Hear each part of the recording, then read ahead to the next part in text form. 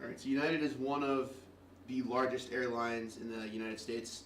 They also have the most animals transported per flight in the U.S. They have some of the most flexible policies as well, but the dark side of that is that out of the total 24 dog deaths in 2017, 18 of them were on United flights. They have the highest animal deaths between 2015 and 2016.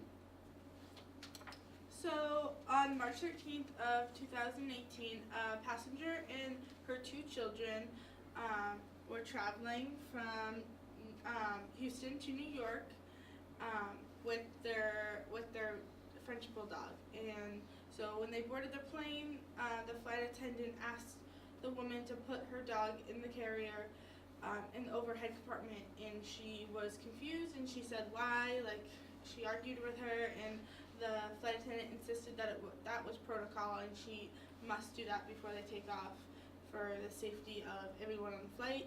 And so the woman agreed, I guess, and argued, but put the dog in the overhead compartment, and then halfway through the flight, there was no noise from the dog, and she got up after the flight and found her dead dog. So that is a picture of the puppy. He was 10 months old, and on the right is a picture of the family after the flight, and you can see the carrier on the right with the dog in it. So the main strengths that United has are that they are the only of the three largest airlines in the United States that was actually making an increase in share prices in all the way up into July 2018. And on top of that, they were relatively quick to communicate the situation after the incident boiled over. They didn't immediately respond, but they did respond relatively quickly. They got a ton of bad public relation from the dog death. And on top of that, again, 18 dogs died in 1 year on United flights. The industry average is 2.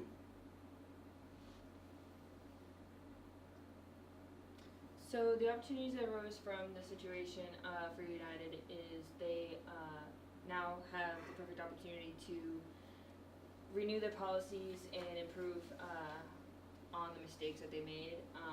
They can retrain employees for higher standards and ensure higher quality training for United employees. And the threats, it did increase a lot of activists' protests, such as PETA.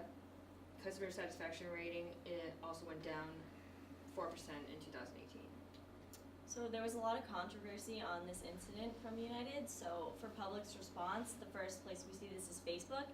And a woman named June Laura posted on Facebook that when she boarded her flight, she was a passenger on the same flight. And she explained in her Facebook post that she saw the flight attendant approach the woman and force her to put her dog in the overhead compartment, even though the woman was reluctant. And her post had 85,000 comments and almost 300,000 shares. And then the next place is Twitter. There was a woman named Amanda Palumbo. She tweeted an article regarding this, and she was saying that United was not apologizing correctly and they did not feel sorry for the woman or her dog. And she had 3,000 retweets and over 10,000 favorites. And then next on Twitter, there's a man named Joe Cluxton. He tweeted also in an enraged rant. He said, I read it and I'm wondering, how can a flight attendant not be aware of the airline policies? So people were very annoyed at the airline for not training their employees correctly, and he had 2,000 favorites. And then public response continued. PETA was another large response to this. They had requested that a flight attendant be fired and that she was responsible for telling the passenger to put the dog in the overhead compartment. And they also stated that the flight attendant should be charged with animal cruelty. They also emphasized that pets should be with their owners and their guardians at all times during stressful times like traveling. And then they also posted a bunch of reminders for people with owners on how to keep your animals safe during traveling times. These are just some other examples of social media responses. So United's response. United had a spokesperson state the following: "This was a tragic accident and should have never occurred. All pets should never be placed in an overhead bin. We assume full responsibility for this tragedy and express our deepest condolences to the family and are committed to supporting them. We are thoroughly investigating what occurred to prevent this from ever happening again." The timeline of the event happened starting March 13th when the dog was placed in the overhead compartment and died due to suffocation.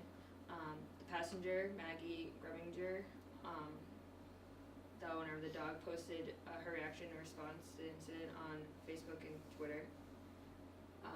The next day, United Airlines released their apology for the incident. The same day, they announced that they were revising the pet policy and are planning to issue bright yellow tags on the animals traveling. That same day, airlines also, their share also dropped 2.6%. USA Today also posted an article stating the incident and saying that it shouldn't have happened in the first place. And United flies dog the same day to Japan by accident from Kansas City, requiring them to send a charter plane back to return the dog. And the next day, they did the same thing again, and they sent a dog accidentally to St. Louis instead of Ohio, and the flight had to be diverted, and the passengers were compensated for the entire flight. So the business impact, fiscally, the stocks dropped from 72.8 on March 13th to 68.45, and then the reputation of United was already declining, and United already had 18 deaths of animals in 2017, and then they had a sharp increase from 9 animals the year before. The airline clearly has not been taking precautions to fix the problems of animal deaths in the past. Thanks.